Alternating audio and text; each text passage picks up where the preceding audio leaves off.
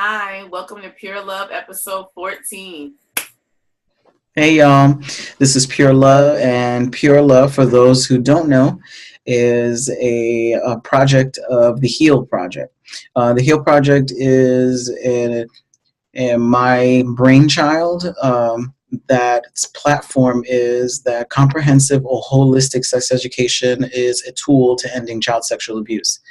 And part of that work is doing Pure Love talks with my daughter, Amanda.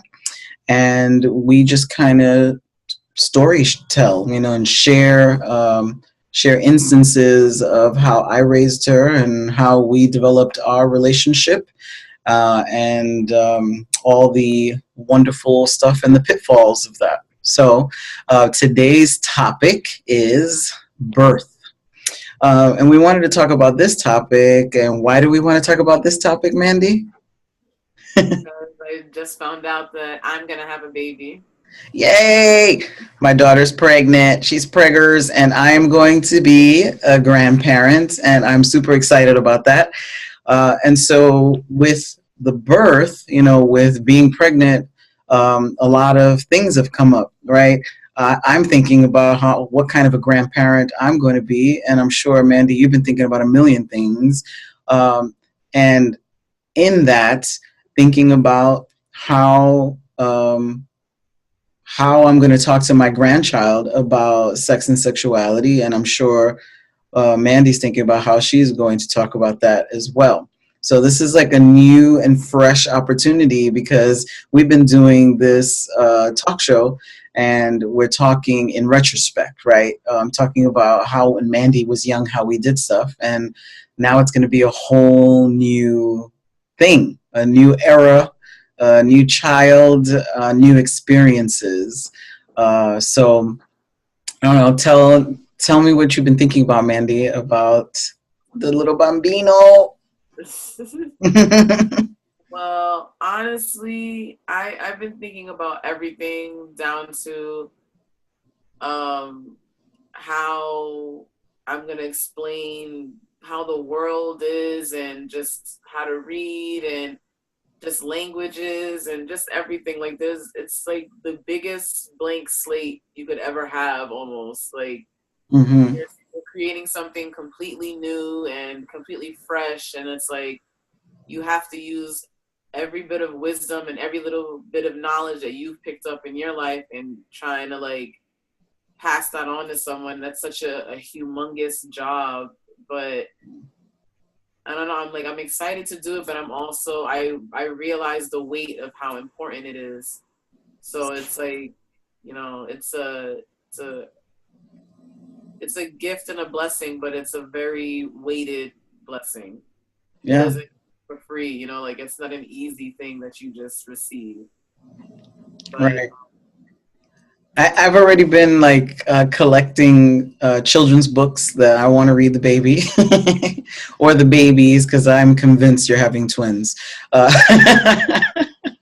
so I'm thinking about all the books, all the topics, and like when I was raising you, it was trial and error. I didn't have a model, so we just kind of went with it.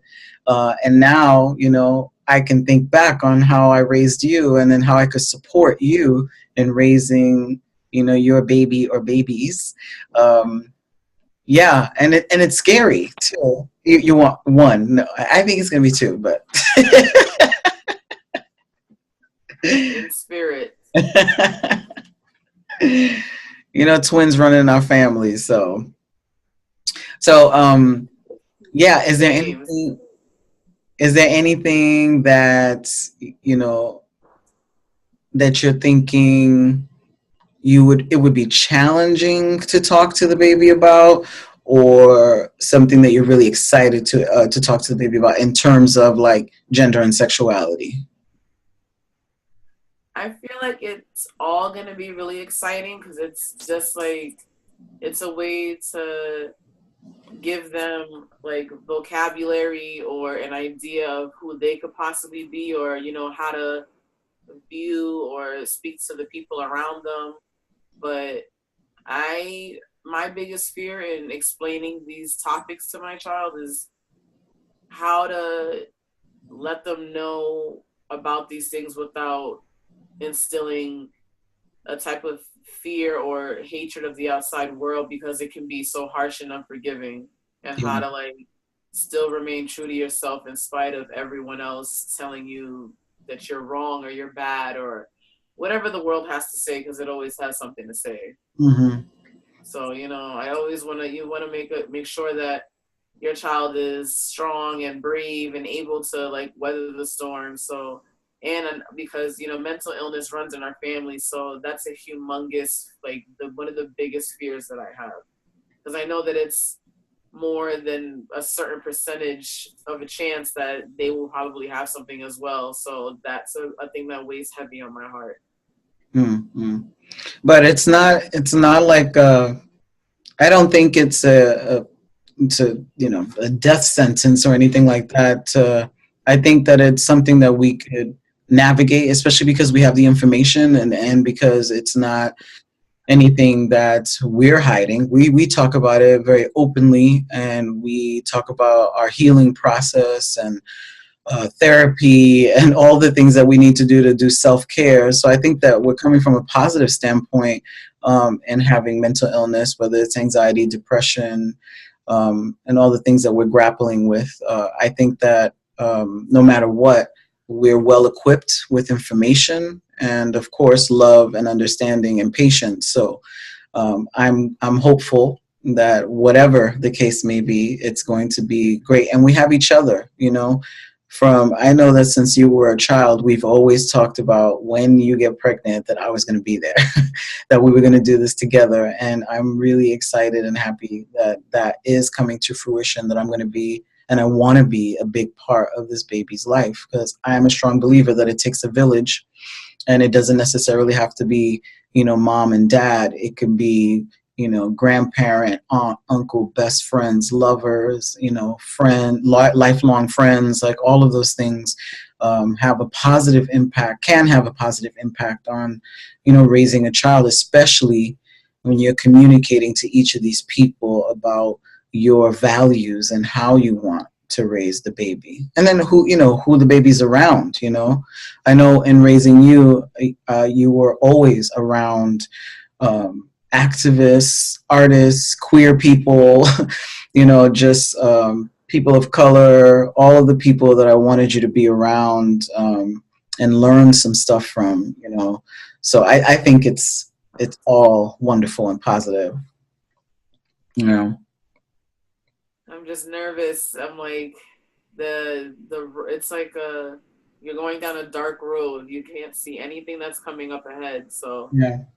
I'm just taking it inch by inch by inch. So right now, how far along are you? I'm about to be 4 months, Oh my so god. I'm still very early. 4 months. And what's the size of the fetus now? According to my pregnancy app, it's the size of a fig. A fig. Yeah, that's bigger than it was before. Before it was just a cherry, and then raspberry, a grain of rice. So we're getting there. Now it's a fig. Pretty soon it'll be like an orange or a mango.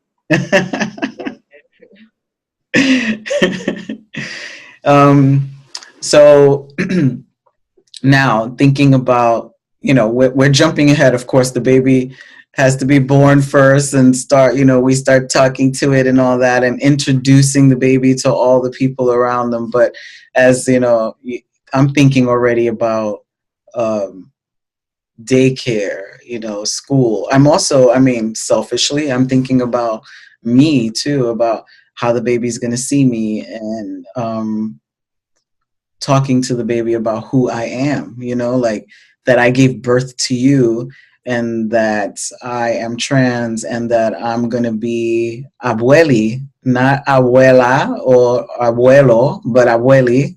There's a gender neutral term for a grandparent in Spanish. And like what that brings up when I think that you started understanding other people's ideas and views once you started going to school, right? Because when you were with me and you had our world surrounding you. But then when you started going to school, you saw other people's ideas and biases and all of that. And so you had to learn how to navigate that and figure yourself out in that, Um, so that's one. And also, as you being the parent, you're an outspoken person, fiery, and I know that you are fiercely going to be protective of the baby and anybody who messes with the baby. uh, so um, yeah, it's almost like this. I keep thinking about our introduction, and I know that a lot of that is prior in your in your belly. I'm going to be talking to the baby all the time, making sure the baby understands or hears my vibration, my voice. I'm sure you're doing the same, and yeah, it's just like this. I haven't had a small child in my life for so long, and it feels like ages ago. So this is definitely a wonderfully new opportunity, but also a lot of challenges because of the way the world is right now, right? And that fear you talked about, like it is a fine balance to teach correctly, like to teach the truth, but also not scare them half to death about stuff. And I Yes, think I think as oppressed people, we constantly have to balance that conversation with our kids. Yeah. definitely. I really want them to still be a child of the world and want to see everything and meet people and be outgoing and open minded, but still know that this is like under that nice layer. This is what's there as well, and don't be blind to it. Like there's you still have to protect yourself, and be aware of your surroundings. Mhm. I think a way the way to do that is teaching, and I've done this with you. Just like teaching the skills that we want the baby or the child or any child to have without weighing it with fear and negativity, right? So like for instance, uh, teaching a child about um, trust, right? Like who to trust when we talk about strangers and things like that. Um, Probably it's definitely age appropriate, like how much you share, but it's not like people are scary, people are dangerous, don't go with strangers, right? It's in essence teaching about who you Trusting your know. What was that? trusting your gut. Yeah, well, absolutely. Trusting your gut, but and also like who you know, right? Like, so if you know this person, you know because mommy told you about this person, and this is a person that you can talk to, rather than saying don't talk to anyone because people are bad. I think there's a way to do it, and it depends on the context, right? What you're talking about. Um, yeah, and it's always that balance. It's always that balance of I constantly had to check myself to say, was I putting you in a situation that you were going to be afraid to leave the house? And I don't think I did that because I definitely gave you like a lot of leeway to understand like freedom and fun, but to always be, I think I called it street smart. You grew up in New York, halfway in New York and halfway in Massachusetts. So you need to know how to navigate a big city like that. And so we talked a lot about the navigation of the city, right? But I think with the baby, the first step, when they start um, interacting with other children and getting to that age of like 2 years old, maybe even one. It's about the sharing, right? Um, how to be kind and be friends, and then talking about consent, even about what they have power to say yes or no to, and not making them do things like hug and kiss people or sit on their laps. And that's definitely a place where you have to do a lot of checking of adults. It's mostly about teaching the adults around you and setting boundaries with adults around how you want them to interact with your child. Because I was doing that constantly with all the adults around me. Don't do this with my daughter. Don't say these words. Don't talk to her this way. So I think that's it's I have to remind myself of all of those things, because that's what we have to be thinking about with the baby. Yeah. Yeah. What were those things like? Yeah, I think because people come and I think people naturally want to give you advice or just tell you how to do things with your kids, and especially if they think that you're a younger person, right? They have this idea that they can tell you something that they think you don't know. So it really is about your stance and your power as a mother and owning that. I get a lot of that from people in my age group too, or like if just because they've had a child already, like I know people who have just like a 2-year-old. So I'm like, they're recent parents, but they're still like, don't do this and don't do that. And you got to do this. I'm telling you, you're going to regret it. Do this and do this instead and do this. And you got to do. And I'm like, oh my God, there's so many rules.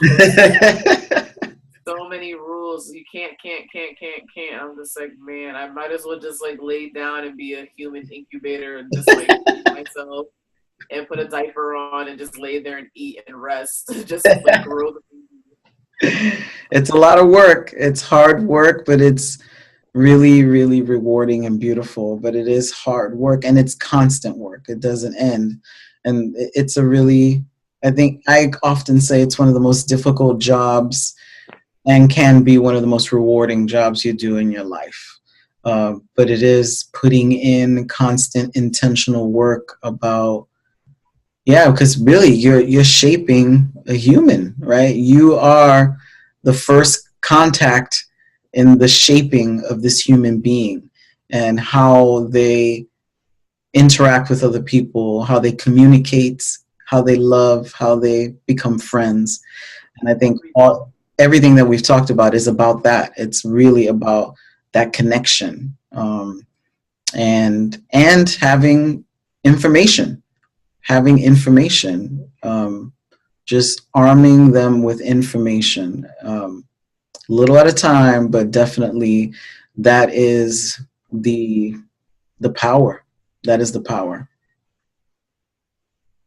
I definitely kind of feel like a little bit like a create, like I mean I am a creator, but like the creator almost, because I feel like literally right now I have the universe inside of me, just endless possibilities, Yes. endless everything, and like you just never know, and then it's just all gonna come to a single point and then grow from there. But I'm just like, this just everything is just so unknown and vast right now. Hmm. But yeah, I'm just waiting to see like if I'm kind of anxious, or like I'm just like, what's gonna happen? I want to see what you're gonna look like. I want to hold you. I want to do all that stuff. But then I'm like, I do want to wait for a little bit longer, so I can set things up before you get here. But I definitely am excited, and I've been receiving a lot of love, Hmm. in reference to it. So that makes me very happy too. Me too. Me too. I am beyond excited about this new life that you are bringing into the world, and I am so happy that I get to do this with you. That I am going to be a support to you, and that um, I can offer advice to you, and you can take it or leave it, but you should take it. But it's it's a scary and beautiful and exciting thing that I'm just really happy that we get to journey through together. And we get to share some of that stuff and the new fears and the joys, pure love. And I can't wait to show the little baby when the baby comes. Oh, oh I What they're cannot gonna look wait. like. What'd you say? I just want to know what they're gonna look like. I'm trying to like put combinations of features in my head, but then I'm like, it's not only just from like me and the dad. It could be from you. It could be from his dad, from mommy, from Yeah. Bobby. It could be from any generation. Like I'm just like, this baby could look like anybody. So we'll see. We'll see. Yes. Well, this was a little short, pure love, but we wanted to share the love with you and to share this wonderful bit of news, and it'll be something that we'll be sharing with you throughout. And yeah, it's just another opportunity to put our money where our mouth is, and to do exactly what we've been sharing with all of you. And it's not an easy thing; it's a challenging thing, but we are going to move forward and really, really like raise this child in the way um, that we feel is of the utmost of importance, with the skills, the life skills of talking about holistic sexuality education, um, to arm the baby with the tools to understand, have knowledge, to have power, and to have voice, to speak to us or any of the people in the baby's tribe, family, extended family, that can support, help, not ignore, and understand that these are conversations that absolutely need to happen for this child and any child to thrive in life. So thank you all so much for listening and being a part of this joy. And Mandy, when's your due date? November 6th this year, give or take 10 days. Give or take 10 days. You're going to have a Scorpio. I know you love it. All right, everyone. We will see you next time. And thank you so much for supporting Pure Love. And Thank yes, you. as always, please send in any questions, comments that you would like, any topics that you'd like us to talk about. That'd be great. You can send it to heal2end@gmail.com, and check us out on my website, igrivera.com, and click on the Heal Project, or click on Pure Love. All right, everyone. Bye. Thank you.